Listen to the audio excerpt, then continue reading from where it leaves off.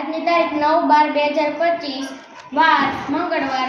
હું ધોરણ 7 ની વિદ્યાર્થી રાઠોડ કીર્તિ છું। હું લીલી પરિક્રમા વિશે થોડું કહેવા માંગુ છું। ગિરનારની લીલી પરિક્રમા કારતક સુદ 11 થી પૂનમ સુધી ચાલે છે, જેમાં ભાવિકો એકાદશીના દિવસે દામોદર કુંડમાં સ્નાન કરી દામોદરજીના દર્શન કરી ભવનાથ મહાદેવ, દુધેશ્વર મહાદેવના દર્શન કરી ગિરનાર તળેટીમાં રાત્રિ પસાર કરે છે। 11ની રાત્રિએ લીલી પરિક્રમાનો વિધિવત આરંભ થાય છે। જય ગિરનારીના નાદ સાથે કારતક સુદ 11 થી દર વર્ષે ગિરનારની પરિક્રમા શરૂઆત થાય છે। દિવાળી બાદ યોજાતી આ પરિક્રમા લોકોને પ્રકૃતિ સાથે જોડવાની સાથે તેનું ધાર્મિક મહત્વ પણ અનેરું છે। જૂનાગઢના ગિરનાર વિસ્તારમાં દર વર્ષે યોજાતી લીલી પરિક્રમાનું ધાર્મિક મહત્વ છે। જો કે જે લોકો આ પરિક્રમા વિશે ખૂબ ઓછું જાણતા હોય છે, તેમના મનમાં આ પરિક્રમાને લઈ અનેક સવાલો ઊભા થતા હોય છે, જેમાંનો એક સવાલ આ પરિક્રમાની કોણે કરી તેવો પણ છે।